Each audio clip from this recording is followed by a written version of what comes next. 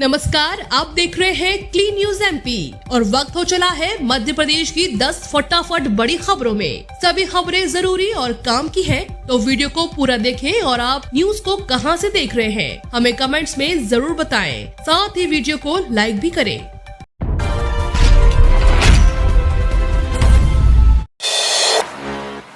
मध्य प्रदेश शिक्षक भर्ती संशोधित नियुक्ति आदेश लोक शिक्षण संचालनालय द्वारा जारी।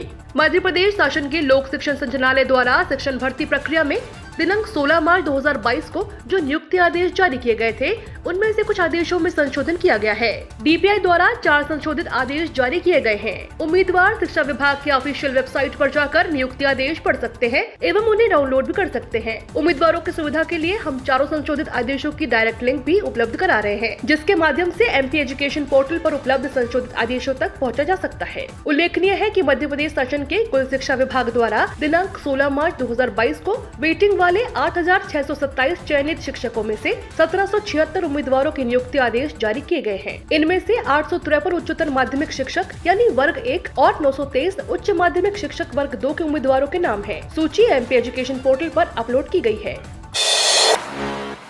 नगर निगम में उड़ा खुशियों का रंग, कर्मचारियों की हैप्पी होली। नगर निगम के विनियमित कर्मचारियों को होली का तोहफा मिल गया है। रंग पंचमी यानी 22 मार्च के पूर्व एरियर राशि की पहली किस्त देने के आदेश प्रशासक ने जारी कर दिए हैं। अप्रैल से प्रत्येक माह किस्त के रूप में कर्मचारियों को 2,000 रूपए मिलेंगे। स्वास्थ्य विभाग और अन्य विभाग में कार्यरत विनियमित कर्मचारी एरियर राशि 2,000 रूपए का भुगतान करने की मांग लंबे समय से कर रहे हैं। इसी मांग को कर्मचारी यूनियन के पदाधिकारियों ने कल उस समय भी उठाया जब संभाग आयुक्त व निगम प्रशासक डॉक्टर पवन कुमार शर्मा और निगम आयुक्त प्रतिभा पाल ने रेसिडेंसी कोठी पर कर्मचारी यूनियन के पदाधिकारियों की एक बैठक बुलाई। इसमें इंदौर नगर पालिक निगम कर्मचारी महासंघ के अध्यक्ष उमाकांत काले और सफाई कामगार संघ के प्रताप करौसिया ने निगम के विनियमित कर्मचारियों की बकाया एरियर राशि के भुगतान का मुद्दा उठाया था। इस पर प्रकाशक शर्मा और निगम आयुक्त पाल ने स्वास्थ्य विभाग के 2244 और अन्य विभागों के 2034 विनियमित कर्मचारियों को रंग पंचमी के पूर्व एरियर राशि की पहली किस्त का भुगतान करने के आदेश संबंधित अफसरों को जारी किए। इसके साथ ही अप्रैल से प्रत्येक माह में एरियर की बकाया राशि का किस्तों में भुगतान करने के भी निर्देश दिए गए। इंदौर में 60 साल पुराना प्रसूति गृह बंद, अब 50 बेड का बनेगा अस्पताल। श्रमिक क्षेत्र नंदानगर का सबसे पुराना शासकीय प्रसूति गृह बंद हो गया है। 60 साल पुराने इस भवन की हालत काफी जर्जर हो चुकी है। इसके चलते स्वास्थ्य विभाग ने यहाँ नया 50 बेड का अस्पताल बनाने की योजना बनाई है। इसे लेकर गुरुवार को मरीजों को अन्य अस्पतालों में शिफ्ट कर दिया है। गर्भवती महिलाओं और नवजात शिशुओं को मिलने वाली चिकित्सा सेवाएं भी अन्य अस्पतालों से दी जाएंगी। विभाग ने 3 साल से अस्पताल का निर्माण पूरा करने का लक्ष्य रखा है। 1960 में बने नंदानगर प्रसूति गृह 10 बेड से शुरू हुआ था। 2 मंजिला इस अस्पताल में गर्भवती महिलाओं और नवजात शिशुओं से जुड़ी चिकित्सा सेवाएं दी जाती थी। यहाँ पर महिलाओं के लिए 2 वार्ड बनाए गए थे। 4 से 5 डॉक्टर सहित 20 कर्मचारियों का स्टाफ अपनी सेवाएं दे रहा था। अस्पताल प्रबंधन ने कई बार भवन की खस्ता हालत को देखकर स्वास्थ्य विभाग को चिट्ठी लिखी थी। मरम्मत और रंग रोगन तक कार्य सीमित रहे। बीते 3 साल से नए भवन को लेकर मांग उठने लगी। अपने ही शहर में मिल रहे लाखों के पैकेज, 2023 की प्लेसमेंट प्रक्रिया की अभी से हो गई शुरुआत। कुछ वर्ष पहले आईटी क्षेत्र में पढ़ाई करने वाले ज्यादातर युवाओं को नौकरी करने के लिए बाहर के शहरों में जाना पड़ता था, लेकिन अब आईटी हब बनते जा रहे शहर में ही बेहतर नौकरियां उपलब्ध हो रही हैं। शहर में 300 से ज्यादा आईटी कंपनियां हैं। इनमें से कई कंपनियां अंतर्राष्ट्रीय स्तर पर काम कर रही हैं। टीसीएस और इन्फोसिस के बाद शहर में आईटी का बेहतर माहौल तैयार हो रहा है। पिछले 2 वर्षों में कंपनियों में नौकरियों की संख्या बढ़ने के साथ ही पैकेज में भी बढ़ोतरी हुई है। अब बेंगलुरु, पुणे, हैदराबाद, दिल्ली जाए बिना विद्यार्थी अपने ही शहर में अच्छा पैकेज प्राप्त कर रहे हैं। ट्रेनिंग एंड प्लेसमेंट अधिकारी अतुल भारत का कहना है कि कोरोना महामारी के कारण ऑटोमेशन के काम बढ़ गए हैं। इससे नई नौकरियां तैयार हुई हैं। इस समय 5 वर्ष के अनुभव वाले युवाओं को इंदौर में ही 20 लाख रुपए तक का पैकेज मिल रहा है। अप्रैल से शुरू हो जाएंगी सभी ट्रेनों में जनरल टिकट की सुविधा। रेलवे के आदेश के बाद सभी ट्रेनों में जनरल टिकट की सुविधा शुरू करने की कवायद तेज हो गई है। जबलपुर रेल मंडल कुल लगभग 27 दिनों में यह सुविधा शुरू कर रहा है, लेकिन अभी फिलहाल 7 ट्रेनों में यह सुविधा शुरू कर दी गई है। अप्रैल से सभी ट्रेनों में यह सुविधा शुरू करने की तैयारी पूरी कर ली गई है। हालांकि जनरल टिकट की सुविधा बंद होने रेलवे ने जमकर कमाई की है। बिना टिकट धारियों से जुर्माना वसूल कर यह कमाई अब तक के सभी रिकॉर्ड तोड़ चुकी है। जनरल टिकट की सुविधा न होने से यात्रियों ने बिना टिकट ट्रेन में यात्रा की। रेलवे ने इन्हीं बिना टिकट धारियों से जमकर जुर्माना वसूला। अकेले पश्चिम मध्य रेलवे ने 100 करोड़ रुपए जुर्माने के तौर पर कमा लिए। अब जनरल टिकट की सुविधा शुरू हो रही है, जिससे रेलवे की कमाई का ग्राफ नीचे जाना तय है।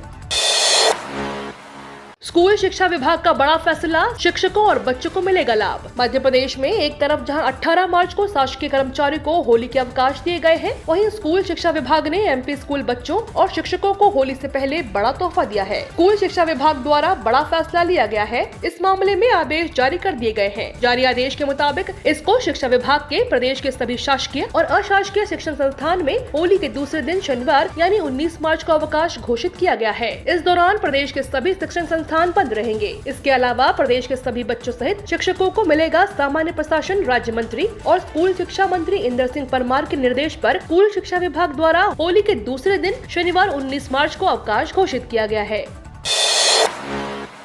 शिवराज सरकार की बड़ी तैयारी, एजेंसी को सौंपा जाएगा काम, किसानों को मिलेगा लाभ। मध्य प्रदेश की शिवराज सरकार की 2022 में किसानों को लेकर बड़ी तैयारी है। जल्द प्रदेश में टिश्यू कल्चर लैब और फ्लोरिकल्चर गार्डन का काम शुरू होगा। इसके लिए एजेंसी को जिम्मेदारी सौंपी जाएगी। वहीं उद्यानिकी खाद्य प्रसंस्करण राज्य मंत्री कुशवाहा ने अधिकारियों को निर्देश दिए कि 31 मार्च तक लक्ष्य पूरा करना सुनिश्चित करें। दरअसल गुरुवार को उद्यानिकी एवं खाद्य प्रसंस्करण राज्य मंत्री भरत सिंह कुशवाहा ने मंत्रालय में विभागीय योजनाओं और कार्यक्रमों के क्रियान्वयन की समीक्षा में अधिकारियों को निर्देश दिए कि पोटैटो टिश्यू कल्चर लैब और फ्लोरिकल्चर गार्डन के निर्माण कार्य को शीघ्र शुरू करवाएं। फ्लोरिकल्चर गार्डन के निर्माण में दक्षता और अनुभवी एजेंसी को कार्य दें। प्रदेश की उद्यानिकी फसलों के उत्पादों का बेहतर विपणन और निर्यात सुनिश्चित करने के लिए विस्तृत कार्य योजना तैयार करें। उद्यानिकी फसलों के निर्यातकों और निर्यात प्रक्रिया से जुड़े व्यक्तियों की कार्यशाला आयोजित करें। उद्यानिकी किसानों के उत्पादों को अधिक से अधिक निर्यात करने की दिशा में प्रभावी पहल करें।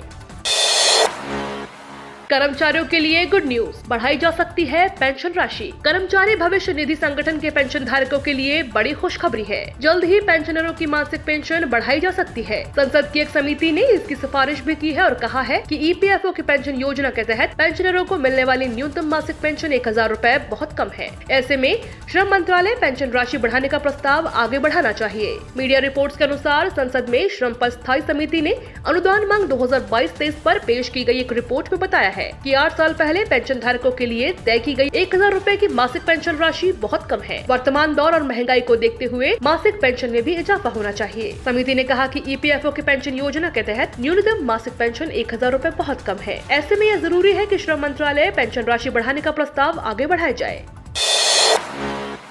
क्रमोन्नति और प्रमोशन पर हाई कोर्ट का बड़ा फैसला, एमपी कर्मचारियों को मिलेगा लाभ। मध्य प्रदेश में कर्मचारी प्रमोशन पर हाई कोर्ट ने बड़ा फैसला दिया है। मध्य प्रदेश हाई कोर्ट ने याचिका की सुनवाई करते हुए कहा कि पदोन्नति से इनकार करने वाले कर्मचारियों को क्रमोन्नति से वंचित नहीं किया जा सकता है और अगर ऐसा किया जा रहा है तो इसमें राज्य शासन को कर्मचारियों को ब्याज सहित एरियर का भुगतान करना होगा। दरअसल मध्य प्रदेश उच्च न्यायालय में रेखा शर्मा ने याचिका दायर की थी। रेखा शर्मा उच्च श्रेणी शिक्षक के पद पर मेडिकल स्कूल जबलपुर में कार्यरत है। याचिका दायर करते हुए रेखा शर्मा ने कहा कि 24 वर्ष की सेवा पूरी करने के बाद भी उन्होंने पदोन्नति का लाभ नहीं मिला है। बावजूद इसके जिला शिक्षा अधिकारी द्वारा उन्हें क्रमोन्नति से वंचित कर दिया गया, जिसके बाद मामले की सुनवाई करते हुए उच्च न्यायालय ने जस्टिस विवेक अग्रवाल ने आवेदक के पक्ष में फैसला देते हुए कहा कि पदोन्नति से इनकार करने वाले कर्मचारियों को क्रमोन्नति से वंचित नहीं रखा जा सकेगा। अगर राज्य शासन द्वारा किया जा सकता है तो इसके लिए कर्मचारियों को 9% का ब्याज सहित एरियर का भुगतान करना होगा।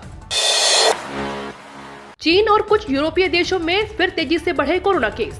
केंद्रीय स्वास्थ्य सचिव ने सभी राज्यों को चिट्ठी लिखकर दिए ये निर्देश। बेशक भारत में अभी कोरोना वायरस की स्थिति ठीक है और मरीजों का ग्राफ बहुत कम है, लेकिन पड़ोसी देश चीन और यूरोप के कुछ देशों में स्थिति चिंताजनक होती जा रही है। यहाँ पिछले कुछ हफ्तों में कोरोना के मामले तेजी से बढ़े हैं। ऐसे में भारत में भी इसे लेकर चिंताएं बढ़ने लगी हैं। खतरे को देखते हुए केंद्रीय स्वास्थ्य सचिव राजेश भूषण ने सभी राज्यों और केंद्र शासित प्रदेशों के अतिरिक्त मुख्य सचिवों, प्रधान सचिवों और सचिवों को पत्र लिखकर कुछ सावधानी बरतने के निर्देश दिए हैं। राजेश भूषण ने अपने पत्र के जरिए सभी से कहा है कि हर जगह 5 स्तरीय रणनीति यानी ट्रैक, टेस्ट, ट्रीट और टीकाकरण और कोविड नियमों के पालन पर ध्यान देने की जरूरत है। उन्होंने कहा कि सभी संबंधित अधिकारियों और विभागों को इन 5 पॉइंट पर ठीक से काम करने की जरूरत है। डॉक्टर भी नए खतरे को देखते हुए लोगों से सावधानी बरतने की बात कह रहे हैं। ये तो थी दिन भर की 10 फटाफट बड़ी खबरें। रोजाना ऐसे ही अपडेट रहने के लिए क्लीन न्यूज एमपी को सब्सक्राइब कर बेल आइकन को जरूर दबाएं।